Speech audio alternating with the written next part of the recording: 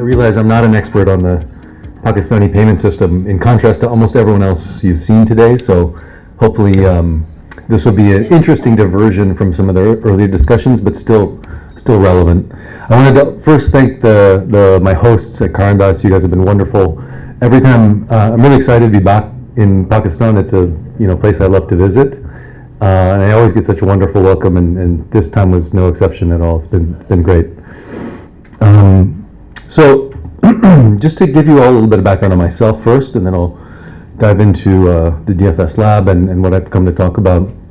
My own background has kind of zigzagged across a lot of different kind of approaches to a career, if you want to call it that. So I have a PhD in finance from a good while back, and studied development economics and the role of finance in the growth of developing economies, and that landed me at the World Bank, at the CGAP group for a while, where I was a researcher collecting large-scale data sets on financial inclusion, and then from there I ended up at the Gates Foundation, where I worked in the same team as Ali Mahmoud, if you guys have met him, and was eventually a deputy director. I ran also research and data collection there, but towards the end of my time there was more and more investing in technology, which actually took me back to an earlier phase in my career. I'd gone to MIT as a physics major when I was younger, and worked for a few cryptography companies and technology startups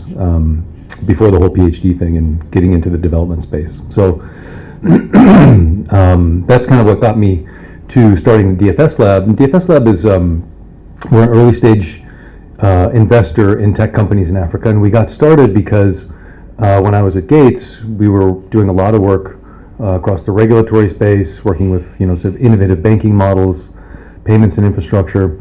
And when I first started there, we didn't see across Africa in particular, which is where we do most of our investing, a whole lot of optimism around the startup world. There was startup things happening and sort of innovative things happening here and there, but most of it was kind of subtly or not so subtly donor backed, and not very scalable, and not very many long-term prospects. And then I think more recently, as certainly as kind of smartphones have exploded in Africa and elsewhere around the emerging markets, and better infrastructure, better regulations, we're starting to really see a big takeoff in startups. And in Africa, where we're investing, that was certainly true. So we got into it early and have been doing that since we started. But I'll give you guys a little bit more background on DFS Lab. So, and sorry, I have a little bit of something in my throat. So our primary identity as an investor, and I'll get into our thesis, but essentially we believe that the sort of big opportunity in front of us in emerging markets is digitizing commerce wholesale, and we have a whole theory around how that needs to be done. But I think fundamentally, we see it as moving from a frame of how do we create the inputs and tools to commerce, to actually building the entire stack that enables digital commerce to happen, right? And that becomes a more comprehensive thought process that we think is the right approach to looking at, how do you digitize the economy? So building things that, look a lot like marketplaces and sort of fully integrated solutions, like you see in some of the Asian markets and things like that. But we're also related to that, researchers and mentors, and we run innovation programs for different clients. Gates Foundation is one, but we work for a large number of clients across the globe. So our investment practice is focused in Africa, but our research and the other things that we do are sort of more global in scope. And so, like I said, we have kind of this advisory side to what we do and the investment side, and they both interrelate quite well. So we feel that we get a lot of kind of synergies between the two. So as an investor, we get kind of deep inside understanding in terms of how kind of market leading companies are navigating, what the business model understanding is around certain types of digital commerce models, and what the reality is on the ground in terms of what's working and what's not working. And we can feed that into our research and advisory. And our research and advisory practice, we're doing things like collecting large-scale data sets. We're sort of landscaping and getting information about the ecosystem, and all of that feeds back into our understanding that we apply to our investing. So it helps us understand more broadly what we're investing in and sort of what's going to be successful and things like that. This is just a quick rundown of our portfolio. I won't spend a lot of time. It's actually not really up to speed. We have now 35 companies in the portfolio, and that's again primarily across Africa. And then here's where our research kind of buckets into a couple different thematic areas. One is kind of this new digital commerce that we're primarily where we're investing. And when I say new digital commerce, that sounds like one of those Silicon Valley buzzwords. What we're really talking about is translating digital commerce or e-commerce into an emerging market context. And I'll get it again later on into sort of what the nuances of that means. But in general, it doesn't look like Amazon, okay? It doesn't look like a website where you go buy shoes and cell phones and watches and have them shipped to your house. It much more looks like an infrastructure to enable commerce between companies, so B2B, marketplaces, logistics, SaaS, and digital tools and platforms that enable small businesses to do what they do better and faster and at bigger scale. So it's a much different set of models that we that we invest in. So when Caritas invited me to come here, they'd asked me to talk more broadly about how do we foster kind of an innovative ecosystem. And again, I'm really bringing perspective from the multiple different markets across the world where we either do research or where we invest. And so going to try and bring together that experience, but also some research that either we've done or that I funded or worked on while I was at the Gates Foundation, so going back over time. I think just to organize the thinking for me, if you Google how to create an innovative ecosystem or what are the factors for a successful startup ecosystem or something like that, you'll get like 1,000 blog posts on this topic, right? And all of them have some circle with like 7 different inputs, and we try to keep it simple. I actually think it really just comes down to these 3 things, and we think about it both in our own investing, individual investments that we make, but also at the ecosystem level, right? So we look for talent combined with opportunity, and then of course when we're an investor, we're the money. But I think at an ecosystem level, you need to bring those 3 things together, and I'll get into more deeply kind of what each of those things look like, at least from our perspective. Okay. So before getting into kind of like what are the inputs to a successful startup and innovation ecosystem, I think it's important to step back and understand the economics of venture firms, because venture capital is kind of the fundamental underlying funding model and success model for startups, right? Now, I'm not to say venture is the only way to fund things or the only way for good things to happen. That's not at all true. And actually, it's vastly overused in my experience. So if anything, I would say it should be used less. But just so we can understand the startup and the venture ecosystem, we have to step back. I think it's helpful to kind of level set to really understand. And this is something I didn't understand until I'd already become a venture capitalist. So if if it's not a topic that you're fully familiar with, that's okay. You can start a venture firm and learn it later, like I did. So first is to really understand how different venture as a form of finance is from like almost any other finance that you might be familiar with, right? So in most financing, you put out, let's say, $1 or $100 or whatever it is, and you want to, at a minimum, get that back and then add something to it, 20% or 40%. In venture, you put out money, and most of it you're never going to get back. Most investments are going to fail. One in 10 might not fail. And over here we have some data. I'm going to try to use the laser here. So you can see these are, I hope it's not too small, but these are kind of the different kind of return categories for, this is US-based venture funds, venture investments. So most of them, 64%, are less than 1x, and actually most of them are actually 0, right? So most of them just completely fail.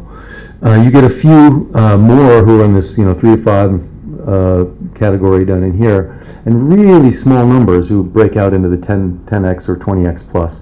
But it turns out, very few are above this cutoff, but actually those big wins are really all that matters, because they're so much bigger than everything else, and they make up for all the losses in the portfolio. So if you're a venture fund, you might have 10 investments. That's kind of typical for a small early stage venture fund. If one succeeds, but it succeeds 100x, you win. But if it triples in value, you've basically lost money for your investors. And most people say, "Wow, our investment tripled in value. That's incredible." But as a venture investor, it doesn't matter. It's a loss overall. So that's I think for me the main lesson is that the big wins are what matter in startup investing.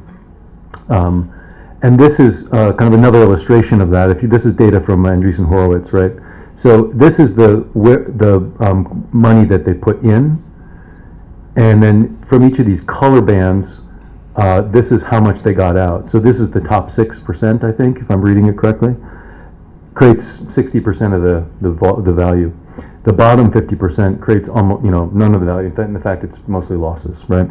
So just another way of looking at the same thing. So I think that's helpful to understand how different venture financing and basically startup thinking has to be if they want to succeed as an ecosystem. Now you're going to see that also in this data. So this data comes from a study that my team funded at Gates back when I was there. It's a little bit older, but the lesson is still the same, right? So we're looking here at the Nairobi ecosystem and the Bangalore ecosystem, right?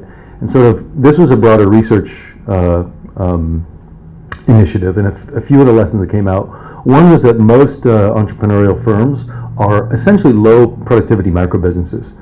Even though they may present as a venture-backed startup and they may actually attract venture backing, most of them, it's another way of saying most of them are going to fail. They might not fail as a business overall, but they're going to fail as a venture investment, and that's important, right? Most of the productivity and job creation comes from a very few firms who reach large scale. That's another way of looking at that previous point that I made. Productive ecosystems succeed because they generate more of those big firms. It's not that they generate more of the small firms or even medium success cases. It's the ones who really generate those big success cases that win. The firms that reach scale tend to grow differently than the rest of the firms, and that's what I mean by point one. A lot of the firms, they just never really take off and they don't do much, even though they may actually achieve some sort of basic level of financial success in that they don't go out of business. In venture, we sometimes call those the zombie firms. They don't die, but they don't really live either. But the ones that do succeed tend to grow incredibly quickly from just day one, or maybe they spend a little bit of time figuring it out, but once they figure it out, boom. And then this we're going to go into a lot deeper. When former founders are in positions of influence in the ecosystem, it creates a lot more productive ecosystem. So just to sort of interpret the data for you, so Nairobi is one. Back when this data was collected was 4 or 5 years ago. I think it would look fairly different now because Nairobi has actually started to grow and take off a little bit more. But they have in terms of the number of firms there. This is sort of the jobs created, and there's only I think 8 or so firms in here creating a very small number of jobs. And most of the firms are down here, but because the firms down here don't create any jobs, there's very few jobs. So the whole thing doesn't look very good. Whereas Bangalore, this is actually a relatively small number of firms still, but they're quite large. And so they've created a huge number of jobs. And they have a lot of smaller firms because it's just generally a bigger ecosystem. So these are kind of basically the failures, or at least they haven't yet succeeded. And then there's a little bit happening here, but generally everything comes from the big firms who are the top 90 or top 10% of the distribution.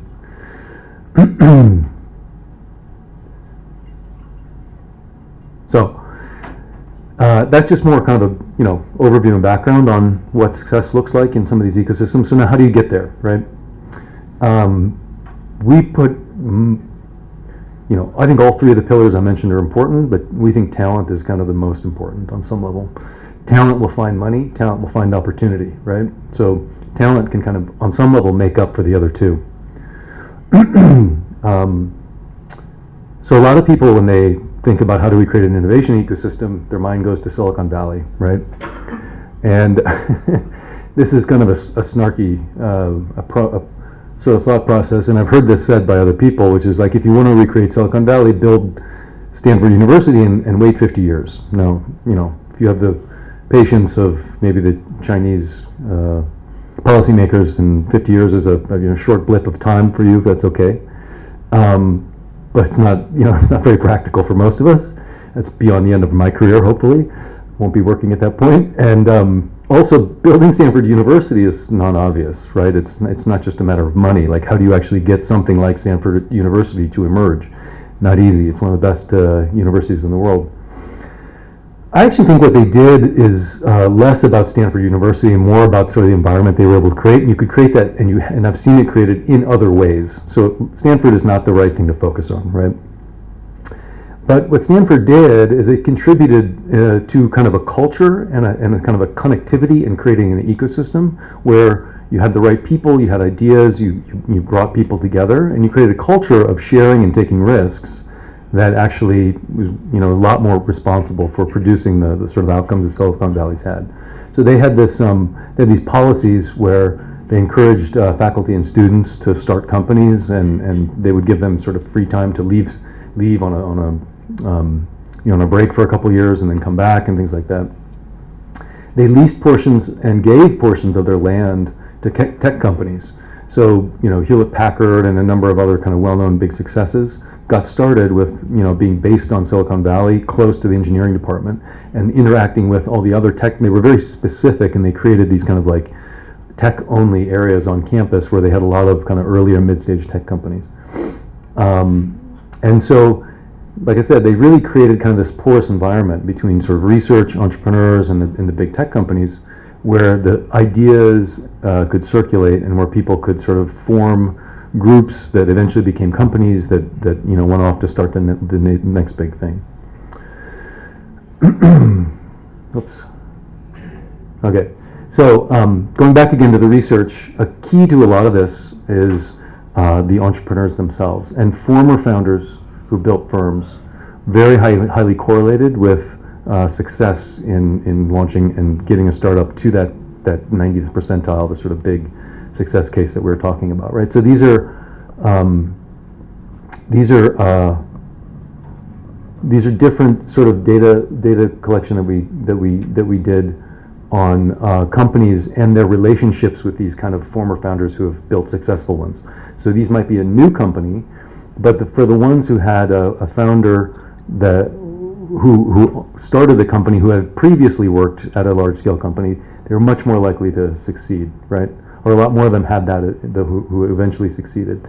Some people just worked at a company. Maybe they didn't found it, but they worked there. Also, key to very important for success. They had support from a founder who had previous success, right? Or investment. That's a critical one we see. So, getting these founders who have succeeded, or people who have been at larger scale companies who have broken through and had that growth moment, that's a critical aspect of building these kinds of ecosystems. And one way to sort of illustrate it is to look at sort of network connections. So this study that we did here, we looked at network connections between firms that succeeded and the rest of the ecosystem. And it's a little bit hard to see. This is Nairobi, and this is Bangalore again. And here, the gray ones are ones that are these are actually sort of accelerator or incubator support organizations. But if they're gray, that means they're not run by someone with that prior success in their background. Some of them, there are a few that have that, but the biggest, most influential ones are not like that. Whereas in Bangalore, this is probably, these are mostly companies where people who work there and then went on to advise or invest in or start other companies. And you see that sort of much more founder-driven ecosystem versus Nairobi, which is more of a donor-driven one. And you can see here in Nairobi, this is data from Nairobi in terms of the number of support organizations that were launched.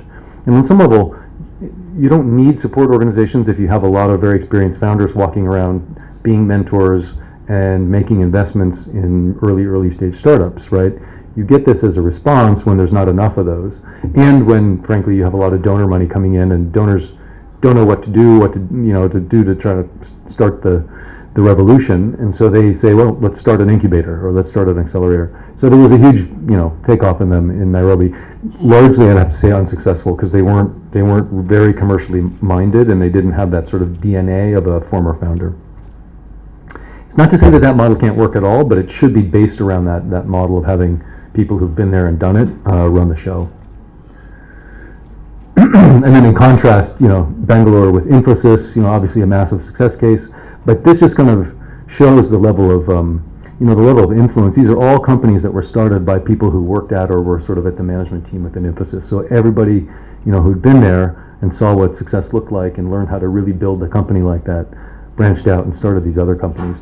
And that's where a huge amount of and this is a very hard thing to kind of engineer in some level, right? So it's a little bit of a virtuous circle, right? Where you start to success in the form of Infosys breeds more success, and that's a lot of what actually Silicon Valley has benefited from.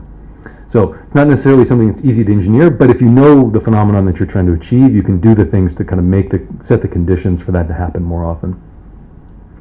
Now, money, obviously pretty important, right? So here's a little bit of the data on Pakistan on where the venture investment cycle has been over the past few years. You can see back in 2021, like in most places in the world, sort of big bump up in total amount of investment over the course of that year, but then pretty steep downturn in recent terms. And we'll talk a little bit about some of the things that might have helped avoid such a big downturn, because if you look at Africa where most of our investment's happening, that downturn hasn't happened yet, and it's probably not going to happen, at least to the extent that it's happened in the rest of the world. And I'll get into why I think that's true. One thing that I did want to point out, though, that there is a very bright or I think it's a good sign that there are some locally focused venture firms in Pakistan, and it's not all sort of foreign money, and or what you sometimes see are local investors, but who are not really in the venture game. They're in the sort of I invest in a lot of things game, and that's not necessarily recipes for success either, because they're not professional in the startup backing business. So one thing that's important is building out local capacity across the capital stack, and what I mean by that is the capacity to invest very early all the way through later stage. So if you look, this is data from Africa, again, my kind of backyard for where we're investing.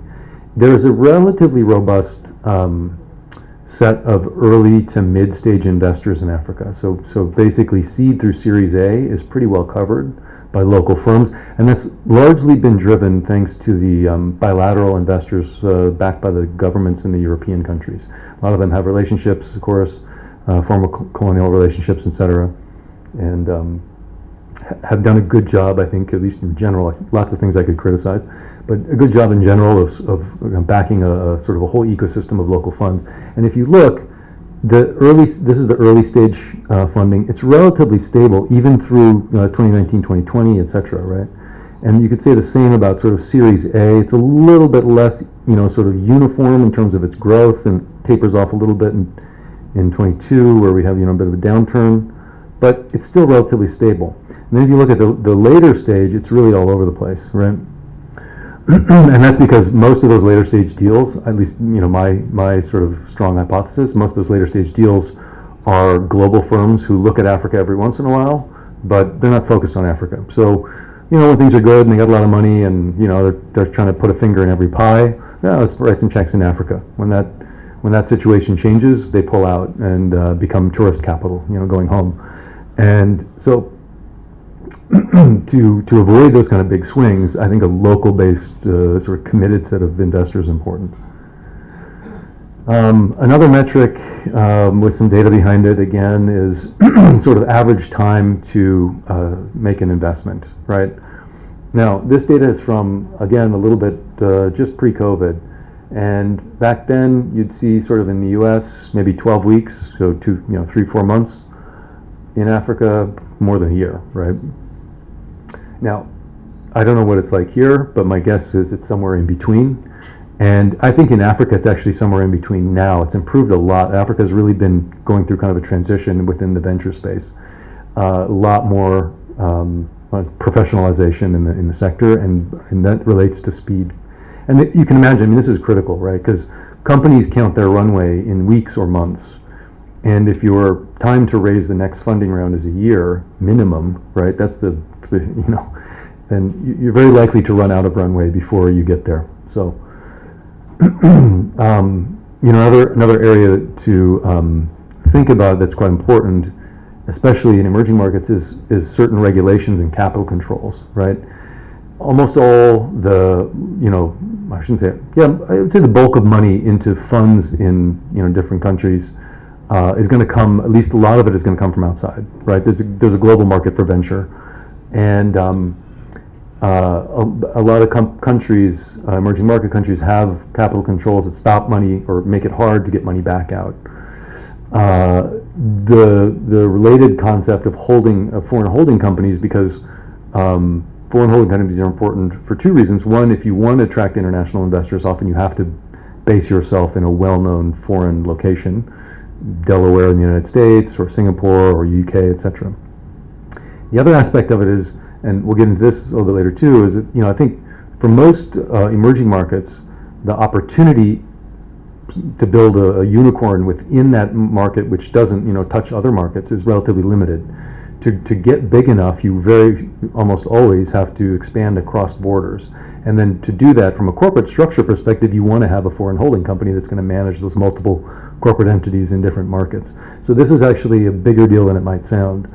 In some cases, I've seen local lending laws kind of run afoul of convertible notes. Convertible notes are often how equity investments are done in the earliest stages of startup growth, before the company is kind of big enough to justify the cost of doing a full equity price round.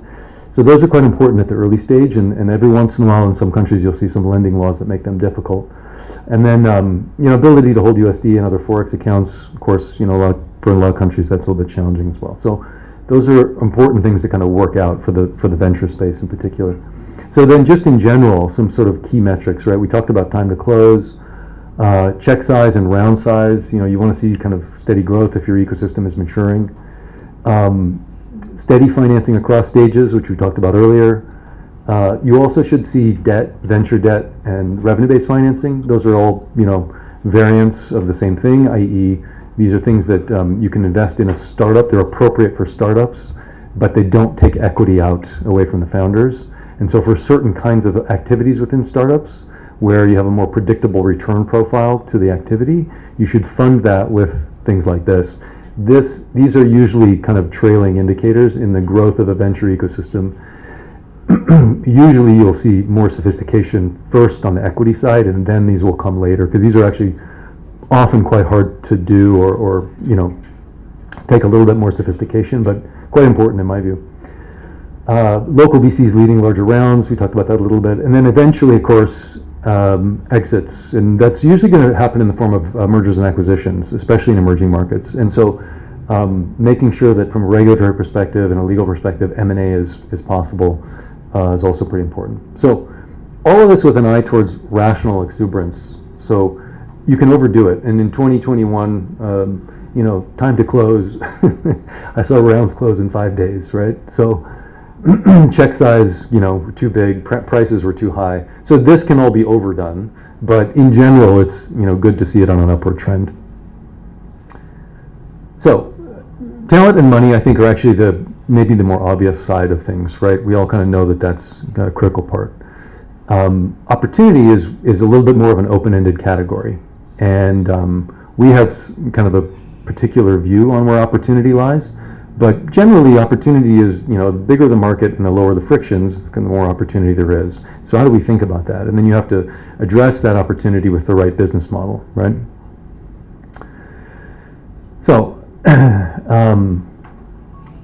this is a graph I show quite often, and it usually generates either like, yes, I've been meaning for somebody to create this data and prove me right, or no, this is terrible. Our country doesn't look anything like where we are on this graph. So you may have one of those two reactions, and both are probably correct. So what this is these are again, African countries, since that's where we do most of our investing, but also some other benchmark countries over here. And it's the number of people in each country that subsists on $10 a day per adult. Now, $10 a day is not a ton, but it's probably, most people don't recognize how few people actually get above that in any individual emerging market, right? People like us in this room, I'm making assumptions about all of you, but you look like you're you're pretty high above this level. But usually in Africa, this $10 a day is roughly 5% of the population, right? You'd be in the upper 5% if you get above that. In Pakistan, I think it's a little bit higher than that. It's maybe around 10%, but it's still a relatively small part of the population who actually gets above that. Now, most financial services players, fintechs included, and fintechs especially actually, because they're often targeting a slightly higher level of income, see the world along this lines. They don't actually know it. They wouldn't be able to tell you that it's $10 a day because they don't go out and measure that precisely. But they're targeting people like school teachers, drivers, people who have regular jobs that pay regular money on a weekly basis, and that's generally who can make it above that line. They're not targeting sort of the micro entrepreneurs, and they say they are usually to get donor money and things like that. But generally, most B2C models and things are targeting above this line. And one thing to point out, and part of the reason they're doing that is because it's very hard to make the economics work for people that don't have this level of, even this sort of relatively minimum level of disposable income. And one thing that means is that basically their models in a lot of markets where we're investing don't work at all. They seem to work for a short period of time. We see a lot of neobanks fall into this trap. They'll launch a neobank in Ghana or Nigeria every 3 months. Somebody launches a new one, and it makes great progress. And they get about 100,000, 200,000, maybe even 500,000 customers, and then they kind of grind to a halt, and they can't figure out why. Everyone loves it. Everyone we've ever talked to loves it. Well, you've never met anyone probably below the $10 a day line, because you're based in the capital city and all your friends are engineers and blah, blah, blah, right?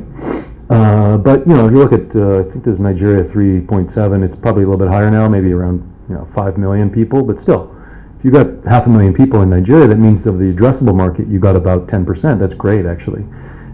That's exactly why you've ground to a halt. It's just hard to take up more market share than that.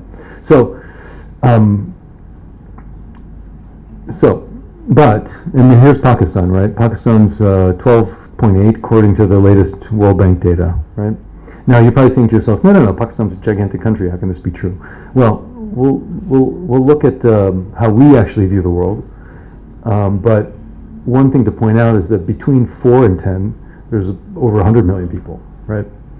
And if you look at this population, there's actually a bigger opportunity there. So let me explain this fairly complicated slide, right? So first this graph, and then I'll get into this one over here. So this one here, the numbers are not very clear, but this is 0, 5, 10, 15, 20. Those are dollar per day figures, right? So in the height of the graph at the orange bar is how much consumption power people at that level of income have. So let's take $5 a day, right? That's this dot, I think. So that's the total amount that all the people who are at $5 a day spend. So it's essentially 5 times the number of people at that point, right? And so what you see here is here's 10, right? And I was saying it's people out here that most, not just fintechs, banks and mobile operators too. This is the 20-30% of the population here that's banked. If you look at the total value of this area under the curve, it's relatively small. It's a relatively limited market opportunity. Now it's a lot easier to attack that market opportunity, and that's why everyone focuses there. And they actually, most of them don't do this kind of analysis either, so they think that they're targeting a whole broad range of people, but they're really not. Where you actually see the biggest opportunity is in here, from a sort of raw economic perspective. Problem is, it's not sort of obvious what, for at least for a lot of people who are in the tech space and the venture space who've never, lived anywhere near this level of income. It's not really obvious what they need and how to address that market, and in particular to figure out distribution, how you're going to market to them and reach them with a product, get them to sign up. So we think that we actually look explicitly in our investment practice for companies that seem to be targeting this range of people, because we think there's a bigger opportunity, but it can be pretty challenging. So that's one sort of thought process around where opportunity might lie. That's kind of the raw economic opportunity. We think that a huge opportunity from kind of more specific business model sense is around commerce, right? And I was saying earlier, commerce is really, we think, kind of an appropriate lens, digital commerce in particular. It's the way all commerce is going to be done eventually, and most of it is in some form digital already. And it's the right lens for looking at, I think, fintech and banking and everything else, which is that you have to think of, it doesn't mean that fintech is not relevant, and e-commerce is, but how does fintech or banking fit into a commerce thought process is kind of how we put that lens on the investing that we do. I'm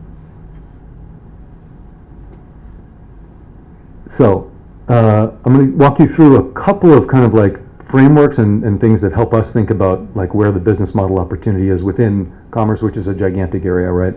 So you can't just sort of throw darts at the wall and try to hit something that has commerce written on it. It's not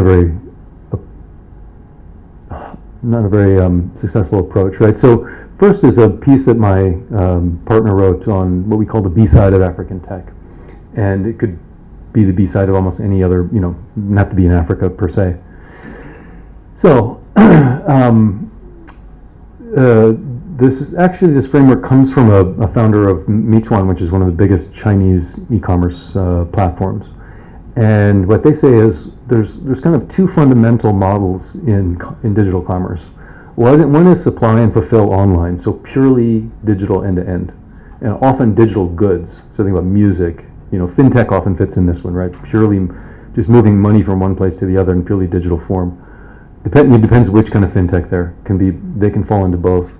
But Facebook, Google, a lot of the biggest companies in the world actually fit into this one.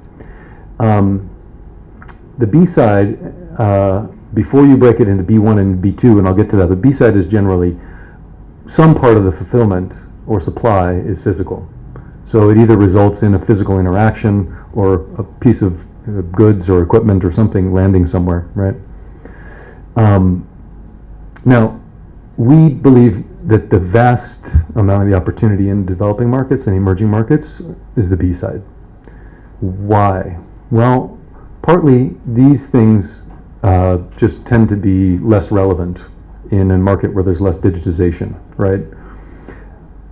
But it's also that they are more likely to be created and deployed from the world-leading kind of ecosystems like Silicon Valley or some of the places where there's the most money and talent and kind of like they're kind of a bit further ahead, because they can be deployed from there to anywhere because they're digital, right? Netflix, it's everywhere. I don't know if they've opened up Pakistan. I think they have, right? So, I mean, why wouldn't they? So B side has got to be localized, and so it has to happen in the local economy, right?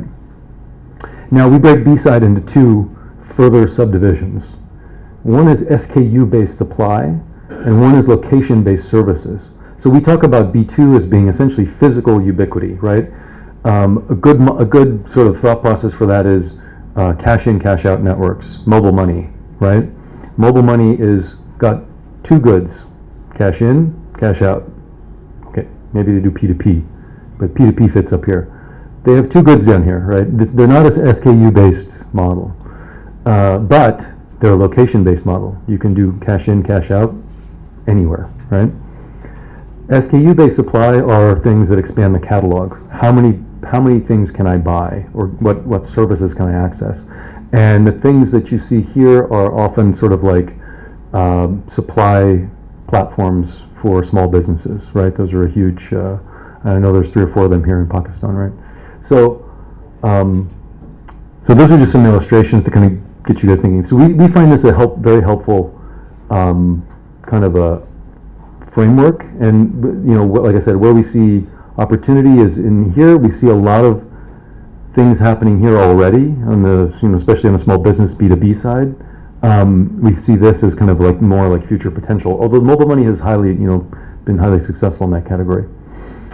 Another kind of framing that lens that we look at our investing through is what we call the build cyborgs, not androids thesis. And you can see our this was generated by an Android, DAL-E, the AI model. So the build cyborgs, not androids thesis basically says a lot of people, I think, especially in the initial wave of investment in emerging markets, wanted to come in. They see all this complexity of lots of intermediaries and kind of lots of informality and just lots of fragmentation, and like, yeah, we don't like that. Let's just digitize the whole thing and get rid of all those guys. We don't need them. So we're going to do sort of purely digital end-to-end lending, right? Where no human interaction with the end user. We're going to do Amazon for Africa or Amazon for wherever, right? Amazon for Pakistan, I'm sure it's happened about 50 times. Where it's like you as a consumer order, digital comes to your house, you don't have any of the local intermediaries that you used to buy from involved. We don't think those models have played out very well. And it's actually hard to name a successful one in an emerging market, I think, except for the really big emerging markets where they were so huge that they might have worked out. But in most cases, we think that you want to build tools, platforms, and services that support and embed the local actors and make them more powerful. So the reason we call it androids and cyborgs, androids in science fiction, if you're not a science fiction reader, are purely digital, sort of robotic beings, whereas cyborgs are organic beings that are augmented with technology. So we're much more into the cyborgs than the androids in general. And some of the, we refer to it sometimes as programmable informality, right? You're leaving the informality and all that messiness I was talking about in place, recognizing that actually it's there for a reason. A lot of those local intermediaries and a lot of the relationships and social capital and all that's embedded in those networks actually has a real value. So you want to augment that and use it, but not displace it. So creating network effects that deepen the trust between local buyers and sellers, improving the scalability in those value chains. So those value chains can improve for sure, get better distribution, better discovery, but leave certain informal processes alone and not view them as inherently inefficient, essentially. So that's kind of the couple of kind of slices of how we view commerce happening in emerging markets. How do we kind of tie that together into our investment criteria? So we look for three key things that kind of bring that stuff together, I guess, as a concept, right? So first is large arterial sectors of the value chain. So a few slides back, I showed you that curve, right?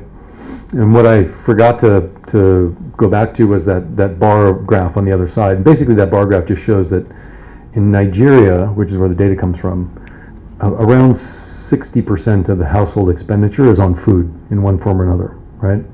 So food and FMCG are this massive value chain in African economies.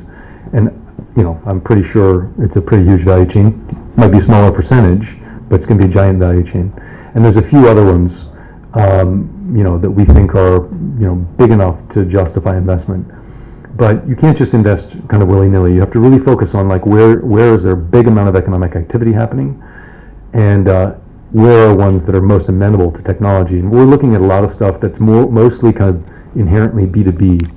So logistics, raw materials, cross-border trade, finance and the facilitation, things like that, where there's sort of big chunks of value moving back and forth.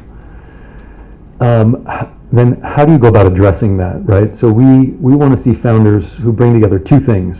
And we think the mistake is missing the second one. So everybody knows they want startup fluent, kind of tech savvy founders, the 26-year-old in a hoodie kind of a model, right? But we don't think that's sufficient, and actually we prefer to have the other guys, which are the people that have lived and breathed this large arterial value chain, whatever it is. Maybe it's FMCG, maybe they've been doing distribution for Coke or selling salt and cooking oil or whatever they've been doing for the past 10 years. They have a deep understanding, they have the relationships, and they know how that informality, how that that other stuff that we were talking about, how that functions. Maybe even they have a personal brand and relationships. They can bring in the initial clients for the company, right? So again, kind of like not trying to think that you can displace with technology all of that stuff that exists. And then they have to think about distribution correctly, and that's over and over again. Most people, I think where a lot of founders would do it is they'd start here and they'd do this for sure because they're founders. That's the most important thing. And then here they would put product.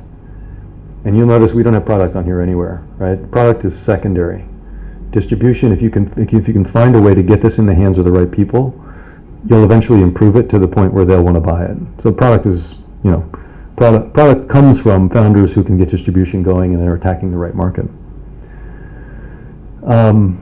This is a little bit more complicated a slide, but it kind of brings us all together and sort of talking about both kind of verticals that we think on how the business models have to work and horizontals. I won't go too far into that. It kind of reiterates what I've said, but captures it all in more of a framework. And we're going to share this, so in case it's useful. Okay, so that's a surface level touch anyway onto our thesis. Now, when we get into a little bit, because I know this is a payments audience, now we'll start to get into coming back down to earth around payments and banking and whatnot. So we see as pretty critical. A lot of people in our space talk about disrupting banks or just disintegrating banks, or I don't know. There's a couple of other different words people use, all of which imply the destruction and end of days for banks. We don't believe that at all, right? So banks are, I think always going to have a role to play, but it's important for banks to see the fintech and sort of digital native players and the e-commerce players as partnership opportunities rather than competitors. And I think partly that's because they do represent a business opportunity, but also because, like, in the end of the day, if you try to fight them, you're probably not going to win. The world is going in the direction of digital everything, and digital platforms in particular already have a huge amount of power, and so figuring out a strategy for that is important, and figuring out how you can sort of play a economically lucrative role in that is important. And so we see it as some of the playbook for banks that we've seen successful in this space. First is just that change in perspective, right? Rather than see fintechs as the barbarians at the gate who are here to destroy your business, see them as a revenue opportunity and treat it like that. Have dedicated salespeople that work in that sector. Have lines of separate lines of business with P&L, right? Don't treat it as a kind of a random one-off thing. Develop pricing structure that rewards relative strengths. So banks often maybe more of a focus on float, which they're licensed to hold, and generous share of transaction revenue for the fintech, because that's what they're going to go get you. They're the distribution, they're the front end usually. Reduce upfront costs to partnerships for fintechs to encourage experimentation. I talked to one guy at a bank who was like, we first saw tons of fintechs coming. They would start a project, it would fail, they'd leave, and we thought that was failure on our part. Then we realized that was success, because the ones that didn't fail grew to be huge. But you needed those failures, you needed those partnerships that started because that's how the fintech world and the tech world in general works, right? They need to be able to experiment, try things out. Maybe it works, maybe it doesn't. But if it doesn't work, that's success. That's getting rid of an idea that could have cost you $10 million to try yourself. So reducing upfront costs is very important. Fintechs and tech companies in general, they don't have a ton of money to put $100,000 into a liquidity account and all the kind of things that banks like to do. Improve your tech stack and developer support, and assign a product lead with a vision to treat the APIs and your fintech offering as a product, not as an afterthought, right? Improve your tech stack. You might think you have a good one. Probably don't. Go back, go improve it. And aim to reduce time from first inquiry to market launch in less than 3 months, right? If that seems normal to you, that's great. But for most banks, it seems kind of scary, right? But you can do it. And then we've seen banks in other parts of the world do it. And one thing to note is that the banks who do this where we've worked, they tend to become market leaders pretty quickly. The fintechs just kind of rush to them and cluster. To Carol's point earlier about Stripe, that ability to just make it easy, smooth, quick, you'll get everybody. They'll all come your way, and then everybody else will be playing catch up. So a couple of other thoughts just on payments and kind of the role that payments have in kind of supporting this vision that I've laid out around digital commerce and fintech ecosystem innovation. One is interoperability, right? And you guys, Pakistan's already very much a world leader in this area. There's probably more to be done, and I know a lot of this stuff is coming, but going beyond P2P, cards, QR, merchant payments, etc. I think PISP functionality or something that approximates that is quite important as well, especially for the e-commerce use cases. You want fintechs and digital platform players to be direct participants so they can kind of come in and iterate and build on that. Now, if they're going to do that through a bank somehow, but that just becomes kind of the way in which they do it, I don't think that matters a ton. But that sort of basic functionality where they can have autonomy to interact with the switch is pretty important. Commerce orientation, as I said again, I don't think a banking and fintech orientation is the right one. It's not to say banks and fintechs don't have a role; they very much do. But thinking about it from a commerce perspective, so working with commerce players to implement over WhatsApp and Meta, as I mentioned earlier, sort of seamless and real time through any digital situation. That's how you want to think about sort of the long run vision for this. And how to expose data safely for credit scoring and some of the stuff we talked about on our panel earlier. Security, it's pretty obvious, and I think a lot of this stuff is already happening, so I'm not going to spend a lot of time here. And, ensure dedicated fraud support desks for customers, regular audits, mandatory reporting, etc. I mean, that's all, I think, relatively well underway here. Accessibility and financial inclusion, right? How do you reduce barriers to entry for merchants and other users? So tier 4, small scale merchants, how can they self-register into the system? Can they just start using it tomorrow? Can a customer walk up and register them on some level, right? And prompt them to sort of join the system if they're not very, very educated on it. Other kinds of incentives and encouraging collaboration with banks and fintechs, as I mentioned earlier. I think a dedicated desk at the central bank and Rust to focus on helping startups navigate their regulatory and technical complexities, I think it's a really good idea. Someone whose kind of day-to-day job is to make sure that, if they have a problem, to the extent that it can be addressed by folks in the central bank or elsewhere.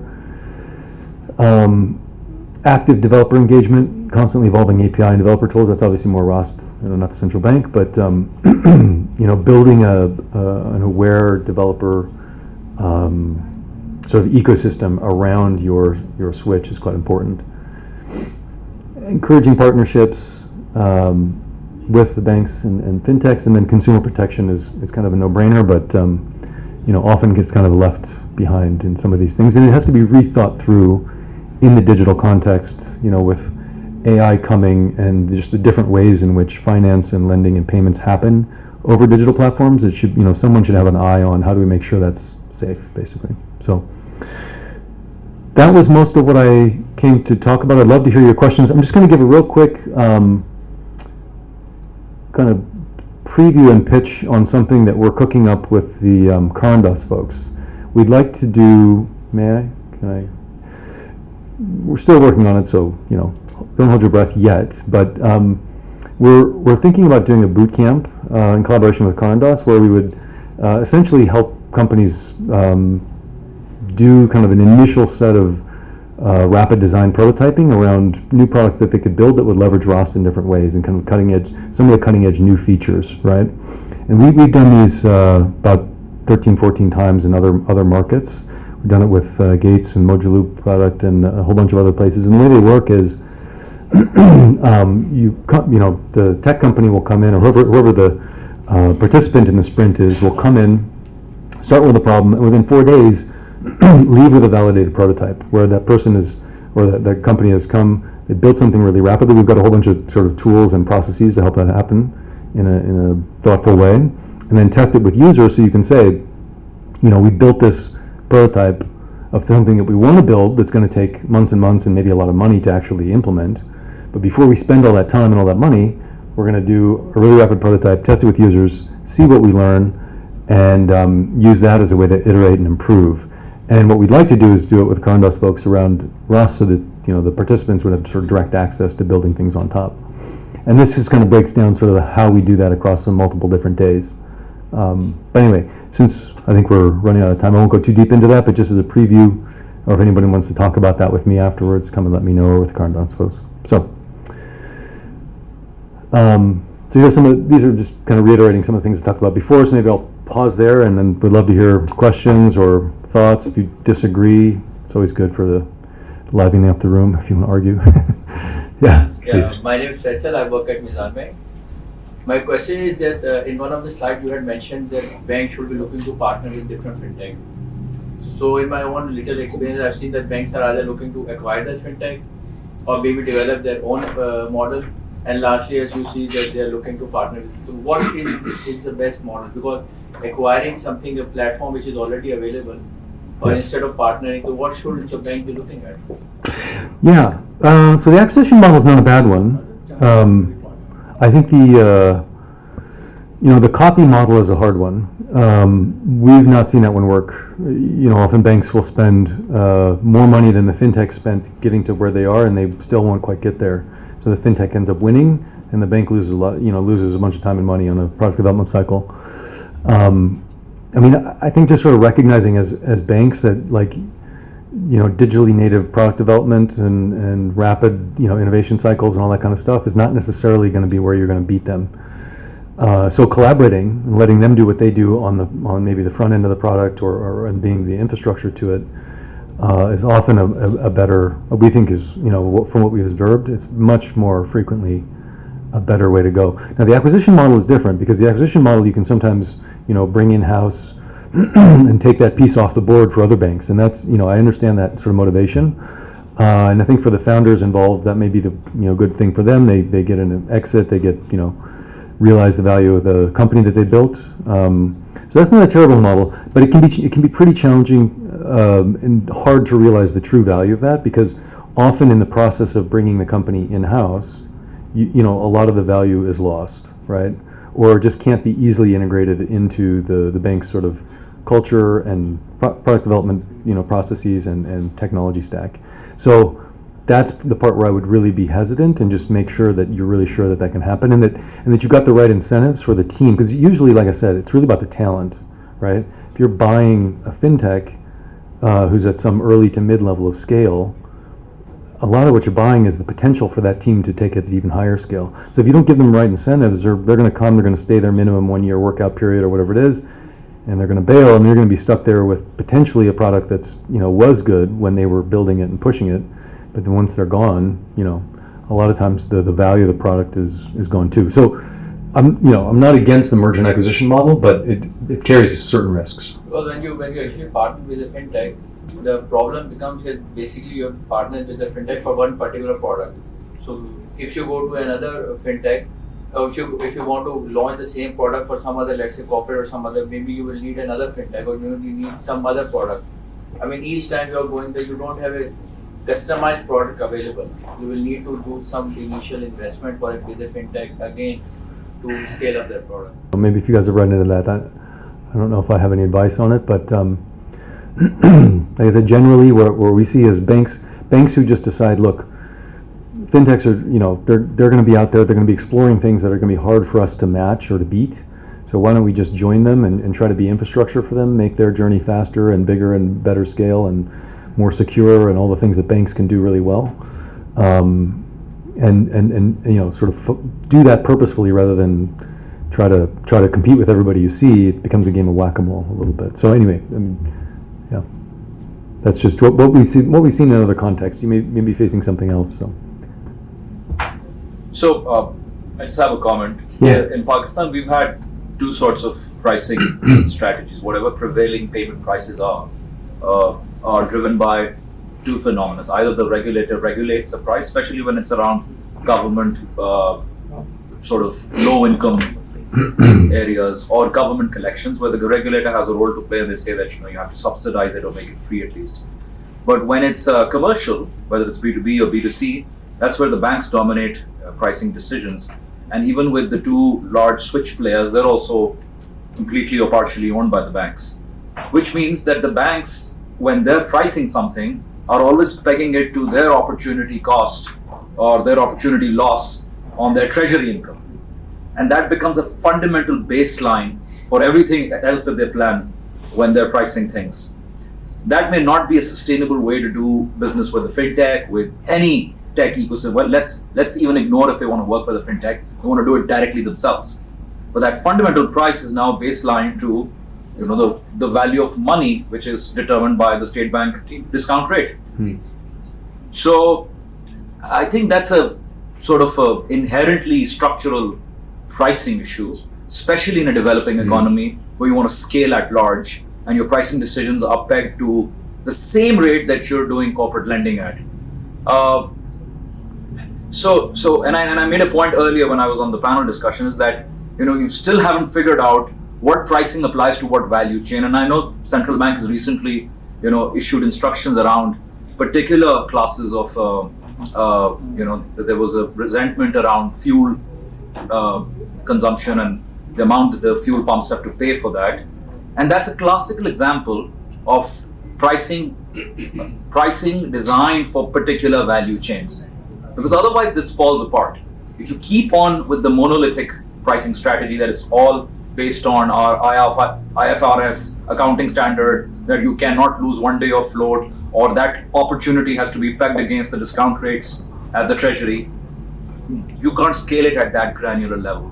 Unless, of course, the central bank just forces it on everyone, but and then there's resentment because they're not enjoying it. So it's a fine balance for the regulator as well and for the industry as well. But I think primarily the lead has to be taken by the large banks because they're the ones dictating that pricing decision.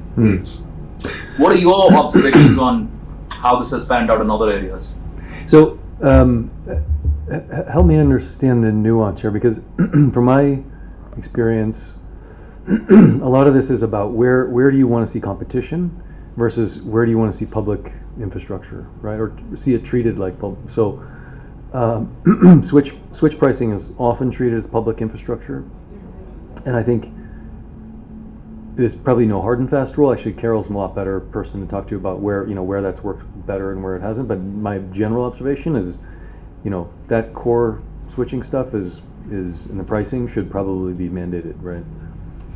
And then if there's other if there's other areas where you're seeing there's like this kind of dynamic that you're seeing, do you have a specific example or? I think it's just a generic sort of, and it's not a Pakistani problem. It's generally every bank. I've seen almost every other country complain about these problems, and regulators complaining about the same problem. That the pricing has become too monolithic and generic, and too driven to treasury income expectations, which sort of reduces the chances of effectively driving adoption in certain segments or certain value chains where it's just not affordable to go digital. There are like no different pricing models. It's all born out of the same pricing model. Yeah, for payments you're talking about. Yeah, I think Carol is the right person for this question. Sure. Maybe afterwards, after we have any other questions for?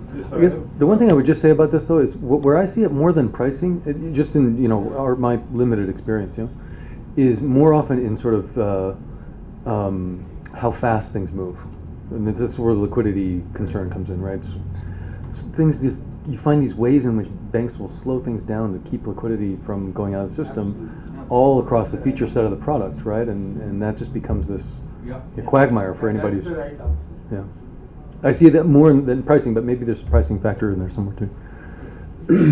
So I have a question about the ultimate success measure for a startup. And you mentioned that more than 110 million people actually earn $4 to $10 a day, and most of that goes to food and other necessities. So and what's your experience with the African markets as well? But for a country like Pakistan, where the income disparity is very high and most of the people, they earn in the brackets that you mentioned, even lesser. how possible is it for a startup to really create economic value and be sustainable in the long run? Because what we've seen in the recent stress times is that most of them who got venture capital funding from abroad, and they seemingly created successful ride-hailing or food delivery businesses. But when stress times were there, most of them actually went out of business. So how to avoid that, and what I know it is no silver bullet for that, but what is your assessment of this? Yeah. Very good question. So where I've seen that evolve, and I think Africa again, because it's what I know the best from an investing perspective, but Indonesia as well, where we've done a lot of work. So we saw kind of this initial wave of investments and startups that basically took models that they off the shelf from somewhere else. Ride hailing was a big one. Failed in almost every case I can think of. Amazon for Africa, there was about 100 of those, all failed, including Jumia, which had a stock market listing at some point and is now completely crashed. So I think that initial wave was driven more by a kind of naivete within the ecosystem. It's just like we want to start stuff. There's some venture money coming in. What do we start? Let's take stuff we've seen be successful elsewhere. And I think that's that's not a stupid thing to do. But in our view, they took the wrong stuff. They took the biggest global stuff rather than looking at like what's happening in Indonesia, or what's happening in certain parts of Latin America, or Malaysia maybe, where you have a market that looks a lot more like you, or in our case like Nigeria, let's say, but is maybe a couple of years ahead in terms of the evolution of its venture growth cycle, right? So that's one observation. For us, I think the other observation is that it really you were mentioning sort of these relatively small set of sectors where a lot of it's on food or basic necessities and that kind of thing. Our approach has been looking for B2B models that again kind of enable commerce within that sector, but do so without having to acquire all those customers who don't spend that much on a given sort of monthly basis, right? But instead acquire the store that they buy it from. And so it implies a very different business model. We've seen this huge proliferation in Africa, and there are actually a number of like fairly successful. I'll put a pin in successful, but high growth, high scale platforms that are doing this kind of last mile FMCG delivery as kind of their core product. Now, a lot of those have also run into challenge in sort of like, can they get enough margin out of those value chains? Because the value chains are very, very low margin, as you might already know. We still think that's probably the right way to go, in the sense that once you build a value chain sort of platform, you've got the logistics element. You've captured all those stores, and you're providing them with a service that they really value. And we, in data that we've collected, have seen adoption of these platforms kind of broad-based across the retail spectrum. So you see everything from modern retail adopts. They adopted about the same or a little bit less than sort of more traditional retail. And you actually see pretty similar levels, if a little bit lower, within what we call the market lady with an umbrella and a table retail, right? Like someone who doesn't even have a real store, but is got like a temporary non-permanent structure that they're selling like a relatively small number of goods. Those people actually use it a lot, partly because they can't lock their store up to go get new stock. And so to be able to deliver it to them is amazing. And then also to be able to, it's essentially like financing for them. So instead of having to buy a week's worth of stock, they buy 2 days, and then they just have it delivery every 2 days. So essentially cuts their working capital usage as a small, tiny micro enterprise. So, so those, we still think there's a big opportunity there, but then they have to figure out how to generate more value, as you said, like, build out into the value chain. So a lot of them are expanding up, getting as close as they can to the ultimate FMCG producers. And then, of course, a lot of them are trying to deepen and verticalize. So they're adding sort of different elements.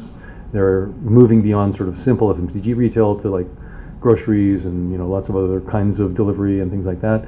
So we think eventually, once you've built out enough, if you look at Amazon's journey, right, they didn't make money for the first 20 years or something like that. Once you build that infrastructure, and if you become the dominant player, eventually the value's there. But you just have to, it's not easy, basically. Only banks can sustain 20 years. Yeah. the smaller players is very Yeah. Other questions, thoughts? Okay. Right, thank you, Jake.